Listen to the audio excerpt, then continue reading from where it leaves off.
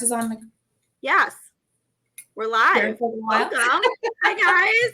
I'm Stephanie Marone. I have a special guest today who is very festive. And in case you don't know where she works, I think it's pretty obvious.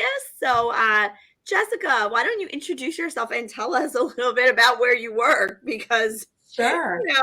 We're probably not sure. So, Jessica Grayson, I'm the Director of Business Development and Marketing at Strzok & Strzok in Levan. We are a national firm. We have offices in New York, in the financial district, in Miami, Washington, D.C., and Los Angeles. Wow. That's a lot of offices. Okay. And I'm Stephanie Marone, and I am a marketing and social media consultant and outsourced CMO. And this is Scarlett, who is a little famous on Instagram.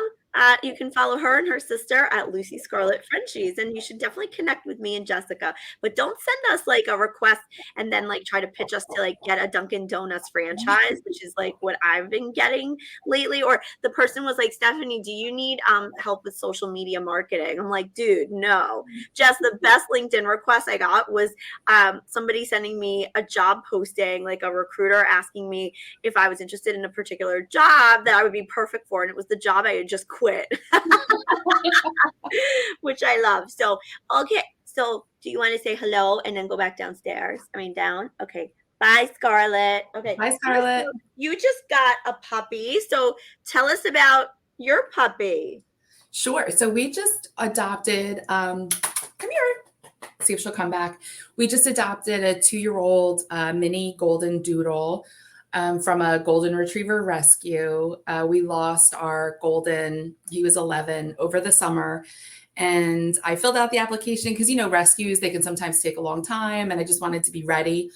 And they called us and said, you're approved. And I know you said you weren't ready, but here's a picture of this little girl that just came in. Do you want to meet her? And I said, well, now I have to meet her. Yeah, clearly. Right. So the whole way out there, my husband's like, listen, don't get your hopes up. Maybe it won't be a match. Maybe she'll bite you. And I'm thinking you would love that because then we wouldn't be coming home with a dog. Yeah, right. Also, Goldens are not known to be vicious creatures. So. He was projecting. He was hoping that. Yeah, he was hoping because he was probably like, oh, okay, we're not going to, I guess, go to Egypt and do all the things that we said we would do when our kids left the house. Although your kids have not left the house despite being adults. No. So they came back during COVID and they have not left yet. It's a very common thing, apparently. I couldn't wait to leave my parents. I love them, but I was like, I'm done.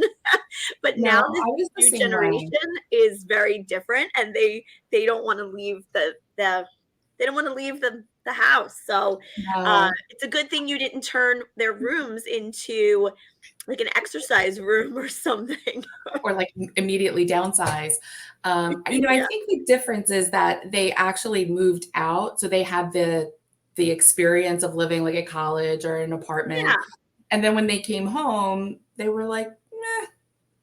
Like, life's pretty good with mom and dad, so we're coming back. So much for you guys being empty nesters, I guess. Who knows? I know the name of your dog, but tell us and then like why you chose that name, because I'm obsessed with it. When you told me what it was, I was like, oh my God. She was surrendered by a breeder. So they have names, but they don't use them. They don't interact. They don't live in the house with the breeders.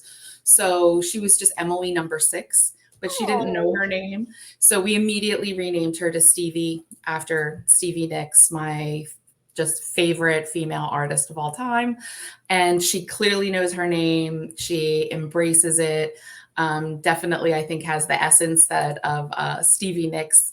And we think it suits her perfectly. I love it. That's such a great name. It was really sad to see that Christine McReynolds, McVie, sorry, that she passed away. I mean, I love her songs, and I got to see Did you see Fleetwood Mac when they were in New York a couple of years ago? I didn't. I actually saw them maybe 4 years ago in Atlantic City at Boardwalk Hall. Okay, I think it must have been whenever they were touring then. Mm-hmm.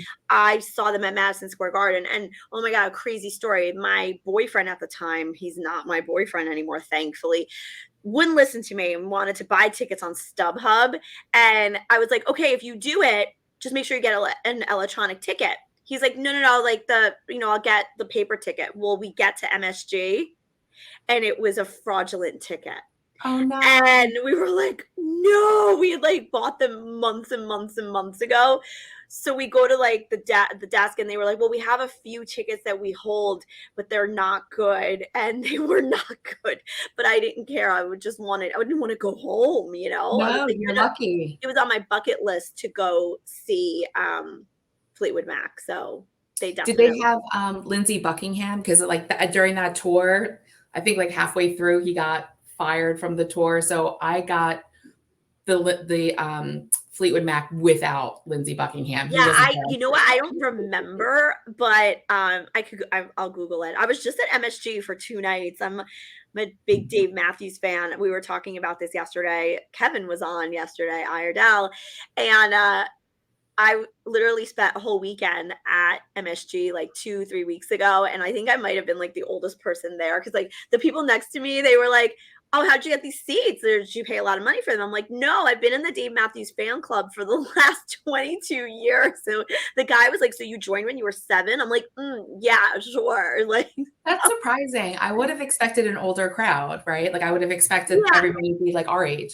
it kind of was, but then there's like this whole new like group of people like in their 20s who Discovered them. really appreciate Dave Matthews. But it was just really funny. So I was so convinced I was going to get COVID and it was going to be a super spreader, but it wasn't, which was crazy. So yeah. So have you ever seen Billy Joel at MSG?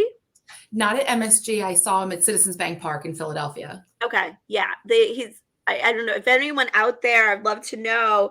And guys, if who's ever out there, let us know, like, who's there. If you have questions, let us know. We'll actually get into marketing topics in a minute. We're just kind of talking about concerts. But if anyone has seen Billy Joel, let us know. But if you haven't seen him in the his like residency at MSG, you definitely should.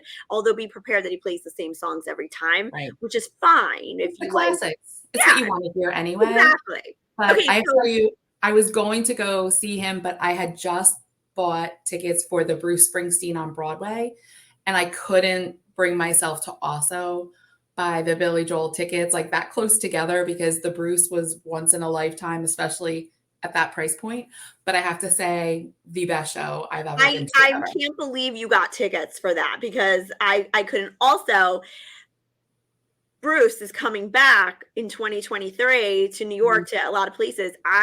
There are no tickets available. Like, I don't know if you got tickets, but no, I think I've spent my Bruce tickets quota for an entire lifetime on that one show.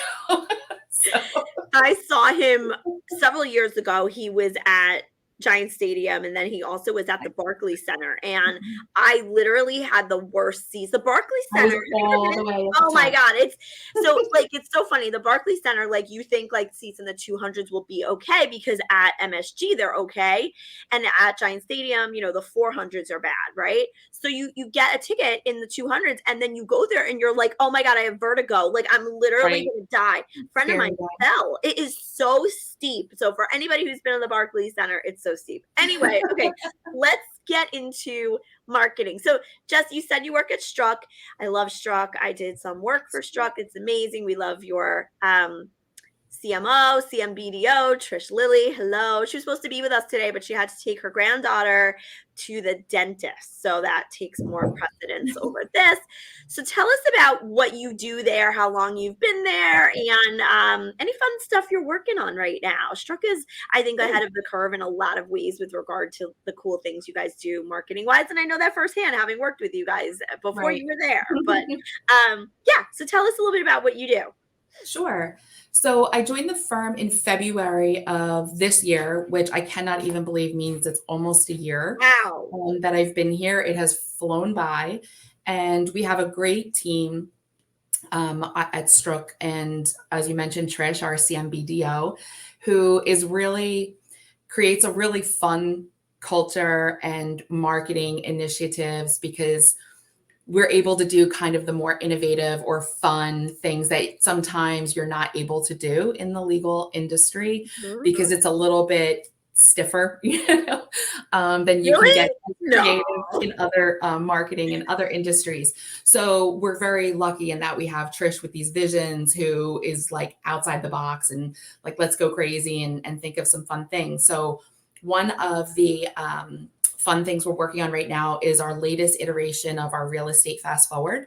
Oh, So that's really cool. So, you know what, Jess, this recording will be available afterwards, so we should add that to the links. I don't know if anyone from your team sure, is watching, but tell us about what it is. It's truly sure. very forward. It really It's is. it's amazing. It's a lot of fun. And our last iteration was Los Angeles, and it won the New York Law Journal Innovative Firm of the Year Award, which was amazing. It's won a lot of awards, the real estate fast forward.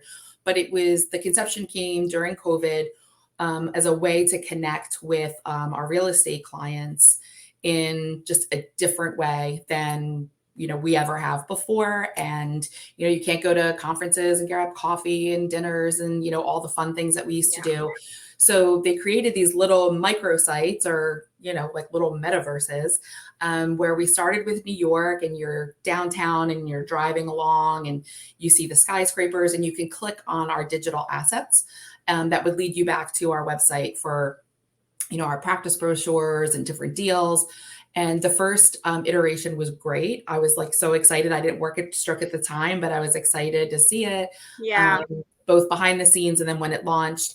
And it's amazing to see how much better they get with each iteration. And we've been working with Lisi Mhm. and Robin Addis on this, and they're amazing. They've been a great strategic partner with us on this project, and really like take our vision and make it happen. And even sometimes they're like, okay, because we're like, we want this. And then they figure out how to do it. That's the best Right. part. I love that. I love when other people can help me make things happen that are in my Mhm. head. So, because it's a scary place being in my head. So, yeah.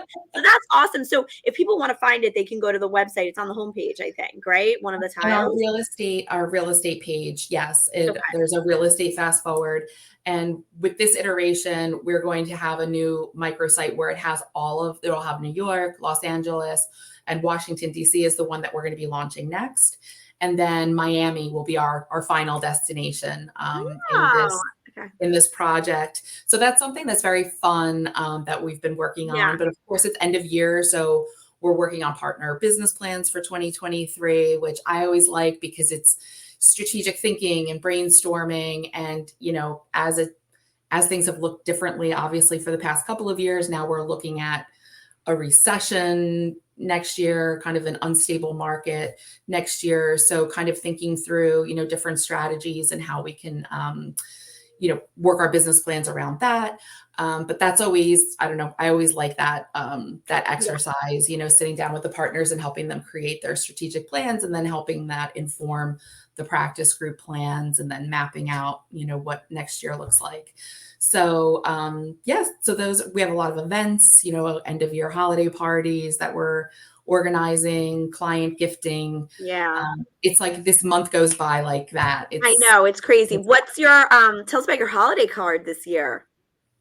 So we have a few different holiday cards that we send out. So we'll be sending those out, over the next few weeks. But Callie on our team creates all of those in house, and she does a phenomenal job. I'm really proud of the ones that we have for this year.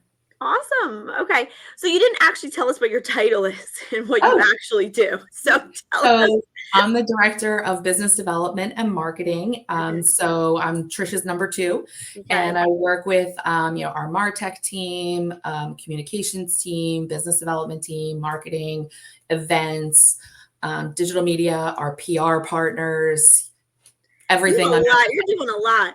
Just how do you manage? So you manage a lot of people and projects, and then you actually like to do some of the work too. But how do you manage everything you have on your plate without being super overwhelmed or feeling like, oh my God, like, something shoe's gonna drop somewhere. Like Sure. how do you find the time to do everything you need to do? Sure. So I, like everyone, am a work in progress. And I am doing I my am. best. I'm doing my best to delegate more, and we have an amazing team. So I'm very grateful and lucky and blessed that I have folks that I can say, "Hey, I need you to jump in on this. Can you give this another read for me? Can you take this on and run with it?" So being able to have, such amazing people and colleagues on our team that we can use as resources is super helpful. We also have some strategic partners that we work with to help us with some projects that we're able to utilize. I use Outlook to manage my life, and there are Ah, so many fun organizational tools within Outlook that, I mean, there's people who teach classes on this, I and had no idea. I mean, I just yes, like if I have to do something, like I'll put it in there and then hopefully I'll get a reminder, but that's about as yeah. fancy as I've been getting with No, it. I mean, my inbox is my to-do list, and I try not to touch an email more than once if I don't have to. I file things away, I set reminders, follow-ups. But something else that's key when you have a lot going on, professionally, personally, you're trying to juggle all of those things. Years ago, I missed an important pediatrician checkup appointment for all three of my girls. I would schedule all three. We would go to the pediatrician for half a day and, get everything knocked out, their shots, whatever. And I completely missed it. And you have to schedule those months in advance. And I was mortified. And I decided then that my calendar, my work calendar, personal things were put on there as well. Emails, I would send to my professional email address as well, Yeah. because they deserve the same level of respect and prioritization Mhm. as, my professional tasks or projects. So, and time, right? So I made sure that I am only using the one calendar, and I prioritize things no matter what it is I have to do accordingly in that one central location. And that's always been super helpful for me. And, important birthdays, whatever it might be, boom, it lives in my Outlook because I live in my Outlook. And if it's something that's important to me, whether it's personal or professional, it belongs in that one place that I'm spending most of my time. That's a great point. I mean, I think getting your calendar synced up, like with your doctor's appointments and all these things, like there will be things that will appear um on my phone that aren't synced to my Mhm. work schedule. So I'm gonna make a to do. I'm gonna make a calendar appointment to do this. So, Jess, how did no one grows up saying I want to be in legal marketing? I certainly did not. How did you, I didn't even know it was a field. Kind of fell into it and never left. How did you get into this field? Right. I think we all just fell into it and never Yeah. left, right? Like that's everyone's story. So I used to work for entrepreneurs and startups, and we would work to get to the company to a certain point, where it's big enough where it could be acquired by another company or merge with another company. And I loved working in that environment because you got to do a lot of different things and wear a lot of different hats, and you run very lean and mean, but they were always very progressive too, right? Like they would hand you a laptop and a cell phone, and that was before that was even really a thing. And we would work from the baseball field or work from wherever to Mhm. just get things done. And it was very rewarding and fast paced. And, the payoff was, selling the company, but then it was also like, now we're starting over again. We would do it all over again. And it gave me a lot of great experience in understanding how businesses are run, which I Mhm. think is unique, just seeing it from, the ground up and how it gets bigger and scalable and things like that. So after my girls were a little older and I could focus more time on my career, I decided I wanted to do something in an industry that was a little more stable. It wasn't so, we're getting this company ramped up so Yeah. that we can be merged or whatever. So um, couple of my friends were in the legal industry, and I was a little intimidated, and I put my resume in at a firm at Stradley Ronan, and I went in and I was supporting the executive team, so the executive director, the CFO, the management committee, and then really got to see how a law firm works behind the scenes, Yeah. how the business of law works within a firm. And I was doing a lot of lateral partner recruiting, and then was recruited away to Morgan Lewis to oversee their lateral partner recruiting and integration. And I worked a lot with marketing there. Mhm. And marketing was always appealing because it's another one of those types of jobs or industries, careers where like no 2 days are the same. Yeah. It's very fast paced. There's proactive long-term projects, but there's also a lot of reactive things coming at you. And you get to play in a lot of different sandboxes, right? You're with this practice, you're with that practice, you're client facing, you're doing events, you're writing, you know, articles, and you're just doing a lot of different things, which I thought really suited my personality best. So that's where I ended up. That's amazing. And then you were at a mid-sized firm for a number of years, which is a Phyllis Nizer, which is a great firm. And Mhm. then you found yourself back in big law. So tell us about the difference between being in a smaller firm versus a big firm, and like what do you miss about the smaller firm, or what do you like about the being at a bigger firm? I've been at both myself, and so Mhm. I know it can be really like challenging and awesome at the same time. But Mhm. I'm curious, like, how's it been going back to a big firm?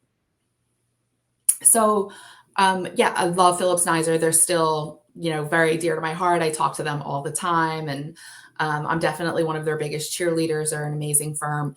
And what I really liked about a firm of that size, they're about 70 lawyers, is you really got to know everyone on a personal level. You get to know their practice, their clients. You had the time to dig deep and really get your arms around each individual, and which I found to be just really rewarding on a personal level, and made some very deep and great friendships. Um, I was also a very, very lean team. So that was also, a lot to do.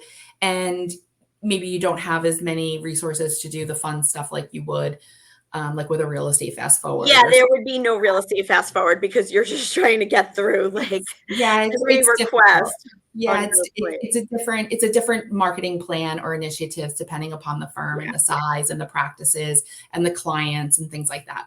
So there was a position, that opened up at Strook, and I jumped at it because I've always um, followed the firm, not just because of Trish, who is larger than life in our industry, but because they've been very open and transparent about their strategic planning and their shrink to grow and their Strook 2020. And I always thought that was just very innovative to do, to pull off, and then to talk about it right Mhm. in the Yeah. press.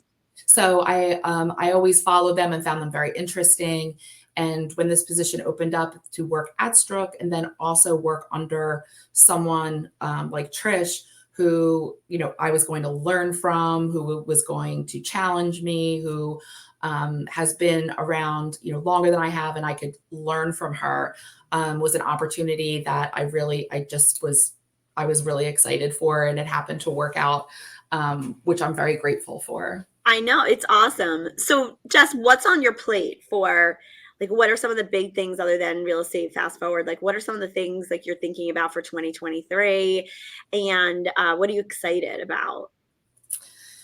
What am I excited about? So there's just real estate fast forward is something that I get to play with, but Emily McGrath is really the one driving that on our team. She's amazing, and she is our real estate BD person, just awesome. So I'm along for the ride, but this is her baby, and she's very proud of it. I'm very proud of it as well. But so that's something that we're doing. Like I said, working on strategic planning, which is really just Mhm. one of my favorite things. We're always talking to different lateral partners. We just had a group join us officially in August, a bankruptcy and restructuring group, and they have hit the ground running. I've been working very closely with them. They are awesome, and just really positive, optimistic, very, very busy. So, helping them integrate into the firm and develop business and expand their relationships has been very rewarding. So working closely with the lateral partner recruiting and integration team is always something that I find very Yeah, interesting and given your exciting. background also, yeah, I'm sure. That's awesome. Jess, what advice do you have for people who want to get into legal marketing? So another thing that I'm excited about is that I am joining the board of the Yes. Legal Marketing Association Northeast region. So I will be the secretary for the next 2 years. So I'm very excited about being a part of that organization at that level and contributing back to an organization that has just been so helpful to me in my career in legal marketing. So someone who's just starting out or thinking about it, I think the first thing is join LMA, get involved, look at the library, look at all of the different resources that are available to you, go to the networking events, go to the online webinars. There's just such a wonderful, collaborative, gracious community of professionals that you do not see in any other industry, Yeah. where you can say, hey, does anybody have, an associate business development plan for a fifth to seventh year? And by the end of the day, you may have 10 in your inbox. Right. It's just amazing how gracious and collaborative this community is. So that's always something that I say: join, participate, network, build the network of your peers so that they'll be the folks that are coming up with you right at your level. So you can lean on one another. And it's always good to say, like, what's going on? What are you guys doing? What's happening, in your neck of the woods, just to learn from one another has always just been, I have found very, very helpful. So LMA is a great one. I read every morning, New York Law Journal. I read the Wall Street Journal. The social media butterfly blog. I read the Butterfly blog. Right. I don't read them cover to cover, right? I skim a lot of it, but when I first joined the legal industry, I just went to the library and said, can I have the last 20 issues of the American Lawyer? And on the train every day, I would just read them, and they didn't make sense to me. I didn't know what they were talking about. And then one day it just all clicked, Yeah, right? right. What's the difference between a lawyer and a litigator? I don't know. Right. No, it's true. I mean, I was a magazine editor at Redbook Magazine, where I wrote the horoscopes and a marriage column, both of which I know nothing about.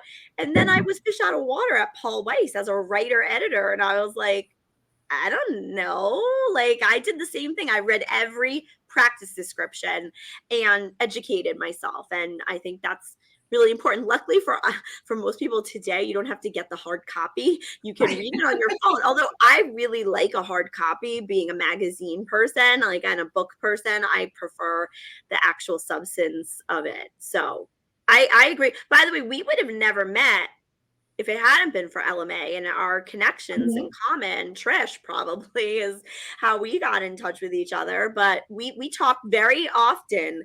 You'll find that you have like these people in your industry who will be your really become like your professional confidants, or like almost like a board of directors. So we actually have a text group, Jess, me, and Trish, and we talk, I think, every day actually. Or at least we send each other a meme every day. So that And a is, dog pic, right? it's really nice. It was also really important during the pandemic to have that group of people. So I really did appreciate that. So Jesse, you were in my Women Who Wow series, and your interview and responses were among, I tell you, like, my favorite. I actually did like 2 stories on the social media butterflyblog.com, which you should totally check out because Jessica doesn't. And that's where you can find her interview. And you had some really good career tips, which I don't expect you to remember right now, but you covered some of these. But I guess, I was wondering, sort of like a zinger. It's like me putting my Diane Sawyer hat on, or being Oprah today. What do you think have been the keys to your success? And like, what do you wish you could tell your younger self? Oh, hard journalism. So many There you things, go. right? So many things. The keys, I think, to where I am today is, definitely having a strong network of people, like you mentioned, people who are your board of directors, your sounding board, and they're not an echo chamber. They're people who will say, like, stop being so whiny and, get your shit together. Call it like it is. There are no censors here. Right. If your board of directors is just a bunch of people who are yesing you, that's not helpful. Yeah. You need people who are going to challenge you, who are going to try and make you better, who are going to call you out when you're, having one of those moments, and tells you to cut the tag off. Oh my God. Somebody should have told me to cut the tag off my sweater, but now I can return it since this is a one-hit wonder. So there you go. So yeah, I mean, somebody tells you to cut the tags off and just Right. is real with you. And be real with you. And I think on the flip side, have people, if they're the same people who are willing to say, knock it off, let's get back on the horse, or you're better than this. If those are the same people that say, of course you can do that, of course you got this, Yeah. and they're cheering you on, you trust them, and it gives you that extra push to believe, in yourself and have confidence and say, well, if they think I can do it, that's crazy. I should try it. That's been a key for me with my mentor, who's many of you know, Wendy Bernero. I worked for her at 4 different law firms, and she always like pushed me, and I was like, I can't do that, or I'm not smart enough for that. And she would be like, well, you don't know unless you try, and you really are. And so it was so great to have a woman mentor who wasn't threatened by me and who let me be me, and who encouraged me to do these great things, and was not I guess threatened by my success too. So I would add to that. I mean, you and I both are lucky to have those women find the champions. I mean, not just women, obviously men, but people who really support you and are on your side and who are advocates for you as well. So Jessica, Sure. I mean, tell us about the holidays. So where are you spending Oh. the holidays this year? So I spent last weekend in Times Square with my family and mom. I'm sorry to hear that. No, I'm just kidding. You said you saw the Listen, Rockettes, right? we saw the Rockettes. We haven't been in years because of COVID. It's kind of a family tradition. We would try and go at least once a year. I always went when I was little. That was my tradition with my dad. We would go on New Year's Eve. So I try to keep that tradition up with my girls. So we haven't been in a few years, and thought it would be fun to go.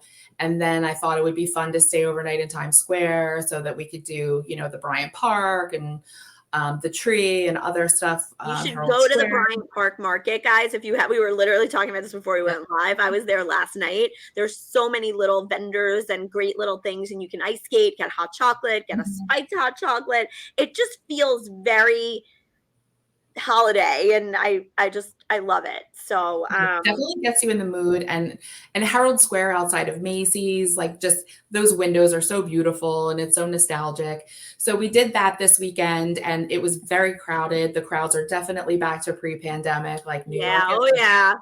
It was so So crowded, like I wanted to leave. Like it was like, oh, yeah, for God's sake. I didn't stay very long in Bryant Park. I mean, I walked through the whole thing, but it was a little tight. But if you could go maybe during the week or something, it would Well, I'll probably tell you, last night was just, I don't know how crowded it was on Saturday, but it was like very crowded. But I think it's also because it's been raining over here, and people haven't been able to really get out of the house. So yeah. Totally.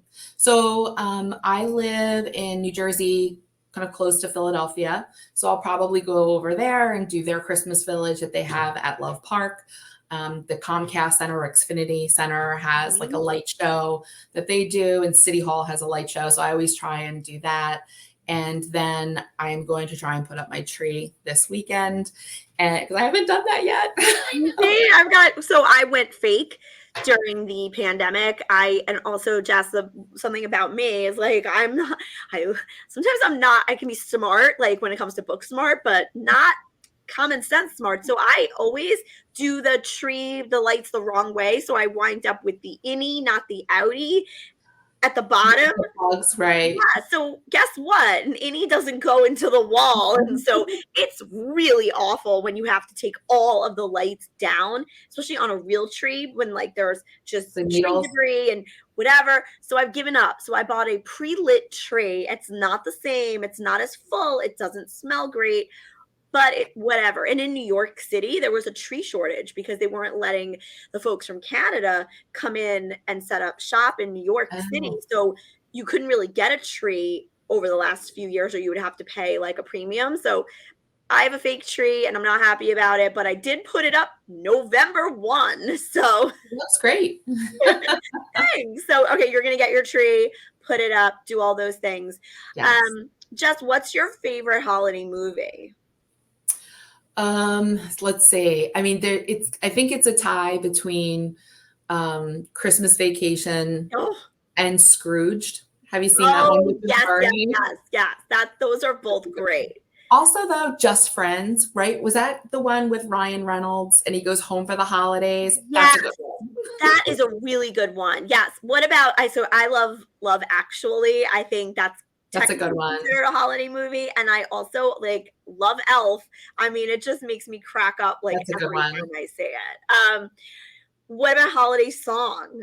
And don't say Mariah Carey song. No, You I know don't she's think made like $2 billion off of the royalties of that song. Like good I for love her. all the memes where they're like Mariah Carey's defrosting Right. and all that stuff. So do you have Michael a favorite? Bublé. Yeah. Michael Bublé also. Do you have a favorite holiday song? If it's not like, well, first of all, I love the Elvis Christmas album because we used to listen to that when we were kids. That one's Yeah. always fun. But what is that Josh Groban one? I don't Oh know. yeah. I can't think of the name, like which one it is. I could just hear like his voice. And that one is just spectacular. And I'm going to have to Okay, find it. we'll put it in the chat. So, Right. okay. What about like, are you like a cook? Like, do you bake or cook? What are you gonna make for the holidays? Order in? I typically, I mean, I used to when the girls were little, we would bake a ton of cookies and things like that. Mhm. And they still do, bake the cookies. But typically, what we do is we cater Christmas Eve, Mhm. and we really go all out on Christmas Eve, and we visit friends, or friends visit us, and we just kind of, have like a all day party. Mhm. And then Christmas Day, we just stay home, and we cook light, nosh on the leftovers Yeah, from right. Open presents, hang right, and around, just those sorts of hang things. very low, pajamas, don't leave the house on Christmas Day and It's just really chill. nice to do that. I agree Yeah. with you. Are you going anywhere like on vacation over the next month or so? Or are you I guys haven't working? planned anything. I did go to Martha's Vineyard in August, so definitely due for planning another vacation, but we haven't decided yet. But we've started looking, but we're also like maybe we should hold off. It's very Just pet friendly, by the way. it So is. I just took my dogs on a vacation it was actually a lawyer retreat. I brought them with me to Newport, Rhode Island. That's also a great place to go. But now that you have a dog again, it's like, well, where can we take our dog? Although you have three girls who could watch the dog Right. for you. Yeah. I So don't think, yeah, Bob would be thrilled with bringing the dog. bringing the dog on the trip. I'm like, yeah, it's like a non-negotiable. Maybe that's why I'm single. But I take my dogs on vacation, which I think If is it was a family trip, sure, but it's hard when it's just the two of us. It's like nobody can totally. I know. Okay, so final question for you. Actually, I have two, but just what do you think's been the secret to building your personal brand? I mean, I'm much more, I'm on LinkedIn quite a bit. I sleep on LinkedIn. What have you done to build your brand? That's an And interesting what question. advice would you give others about building their brand? That's an interesting question. I personally building my brand, I think is a lot of it is mentoring the younger, more junior folks, and trying to be a leader that helps them develop into leaders.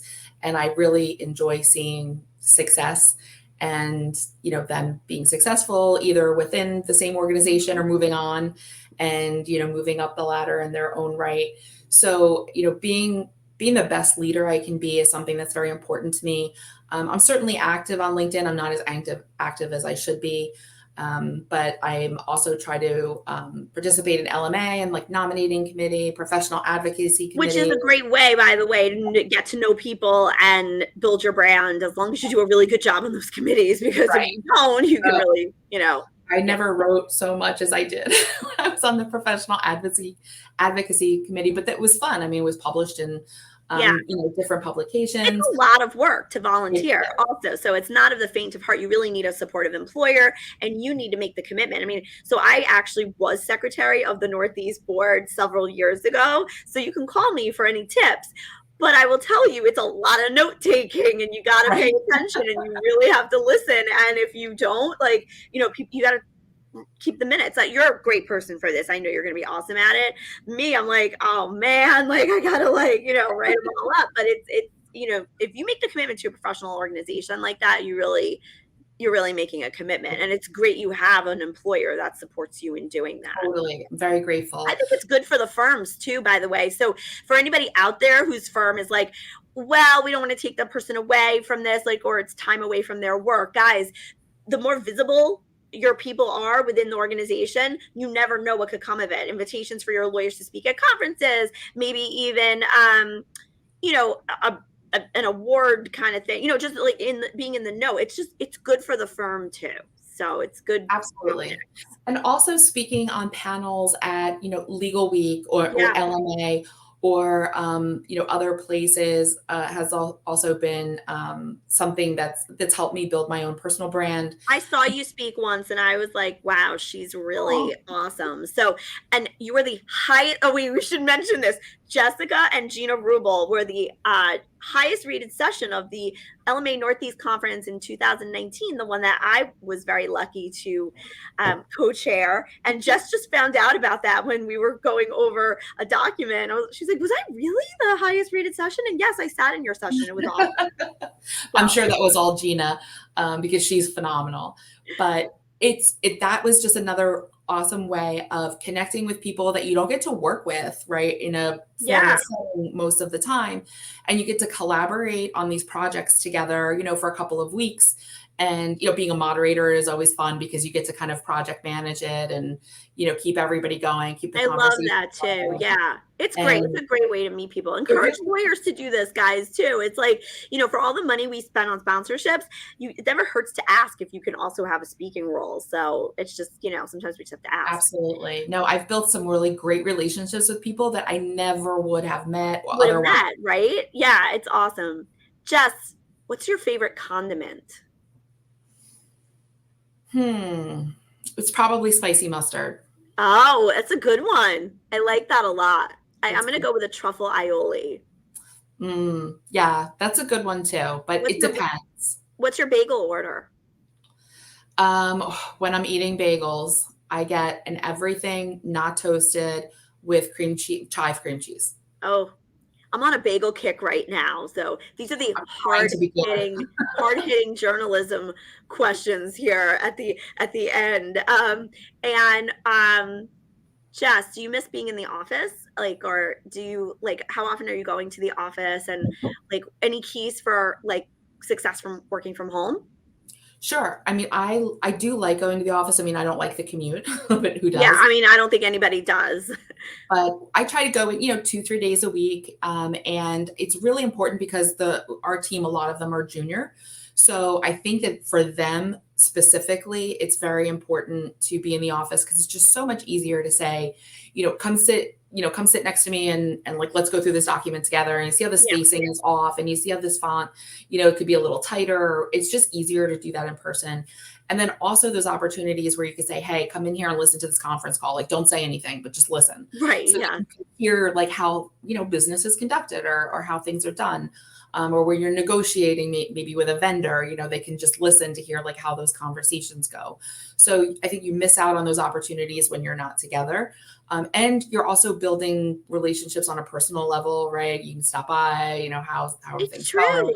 I miss that more than anything. I mean, I think like I was talking to a daughter, my friend's daughter, and she is 23 and she's been working for the last couple of years and she's never been to an office happy hour. Like there are these things that we did for many years that the new generation of people in the workforce, even the associates who started in the last year or two, haven't been able to do. And so, like, even building mentorship relationships, or like someone gives you something to do and you don't know how to do it, and what do? Like, set up a Zoom with somebody? It's so much easier to walk down the hallway and be like, hey, like, do you have that business plan like you were talking about? Or I even if mean, it's not me, they can ask someone else on the team, someone like, else. "Oh, I've never Yeah. seen this before. Have you seen this before?" Or just even like venting, like, oh my God, can you believe so and so in recruiting is making us do Yeah, X or Y? no, totally. And we just had actually a marketing department retreat this week. So it was a day of programming on Tuesday, and we had different folks come in and do some trainings with us with our team. What kind of Um, trainings did you guys so do? we did a writing workshop and we did a media or a public relations overview of like what's to come in the future, Mhm. what clients are looking at for general counsel, in-house counsel versus C-suite executives, like how they're consuming materials, what they're Yeah, looking for, what they I want more love of, that. Train your what marketing team. and then we also had a time management program that was by Eva Wisnick, and I have to Oh, say yeah, Eva's great at that. it was one of the best programs I've ever. Yeah, I learned a lot. The team was raving about it. she It was did it so for the fun. LMA once, and I was there in person with Rob Cates sitting next to me, and it was fantastic. So yeah, Eva's a terrific trainer. So that was a great day. But I would say a key to kind of balancing like the in-person days and working from home is I purposely try not to schedule a lot on the in-person days because we're used to our days at home being more transactional, right? Like there's a calendar invite for 45 minutes to talk about this agenda, and we get in, we do it, we're done. You click out, you click into your next meeting. But when you're in the office, you have to budget for that time to, you're going to run into somebody in the elevator, or somebody's going to stop by and have a chit chat with you. And, you're not going to be able to get as much Yeah, done in those days, but it's still work, and it's still important work, but it's different. So I just try to budget my time differently on those days, and maybe work a little extra the day before and know that the day after, I'm in the office, I'm going to have a little extra time in the morning to catch up on some things.